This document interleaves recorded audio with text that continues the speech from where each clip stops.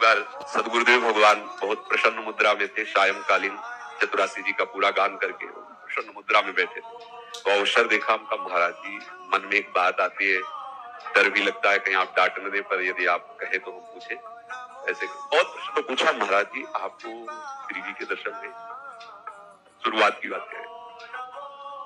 थोड़ी देर गुरुदेव बैठे रहे, आंखों से आंसू बहने लगे और कहा दर्शन क्या, उनसे कभी एक सेकंड के लिए अलग हम जी ही नहीं सकते। गुरुदेव भगवान ने कहा एक क्षण हम कभी श्री जी से अलग जी नहीं सकते। फिर गुरुदेव के पास एक छोटा सा बक्सा था, जब उस कुटिया से महाराज जी प्रस्थान किए तो वो बक्सा हमारे हाथ लग गया और उसमें महाराज जी के हाथ की डायरी थी। तो महाराज जी को पहला साक्षात्कार जुगल घाट सामने यमुना जी के पावन पुलिन पर रात्रि में हुआ। लाल जो बंशी बजा रहे थे, श्री जी नृत्य कर, महाराज जी ने एक उपासक कह करके उसमें लिखा था, एक रसिक उपासक, ऐसा अपने को संबोध पर वो महाराज जी के हाथ की राइटिंग उनकी लिखी हुई चतुराशी थी और उसमें लिखा। तो महाराज जी का एक क्षण के लिए भी कभी श्री जी से अगर विलग हो जाए तो हम जी ही नहीं सकते।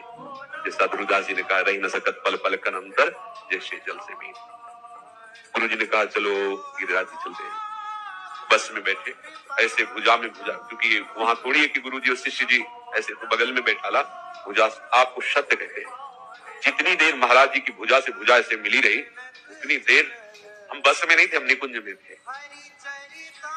जब बाहर उतरे, जे ही अलग हुए तो चिंतन रुके, महाराज जी की तरफ देखे, महाराज जी आप सदैव ऐसे जुड़े रहिए का कुछ मुस्कुरा दिए। गुरु कृपा जब उदय होती है हृदय में तो साधन पक्ष को नहीं देखती, आश्रय पक्ष को देखती है, अधीनता देखती है। माला माल हो जाए बस ये अहंकार भर चूर हो जाए, अधीन होके तो देख लीजिए। बस हम लोग अहंकार से उनकी कृपा को प्राप्त नहीं कर पाते, अहम होने के कारण, मान होने के कारण हम उनके आंतरिक दुलार को नहीं समझ पाते कि वो जहां प्रहार कर रहे हैं वही श्री जी से नहीं मिलने दे रहा। श्री जी की प्राप्ति का उपाय दैन्य है और हमारा अहम है ना, उसको चूर करना चाहते हैं गुरुदेव। अब जो कहें करें हम सोई, आयस लिए चले निज दासी, मन क्रम वचन त्रिशुद्ध सकल मत, हम श्री ही हरिवंश उपासी। रात दिन आपका भजन ही माना जाएगा यदि आप आश्रित हो। रात दिन वो भजन जो अविनाशी चिदानंद में, मान लो निद्रा समाधि स्थिति, सोना आपका समाधि जैसा महान साधन माना जाएगा। आश्रित वो चलता है तो हर कदम परिक्रमा होती है, जो बोलता है वो हर वाणी उसकी स्तुति मानी जाती है।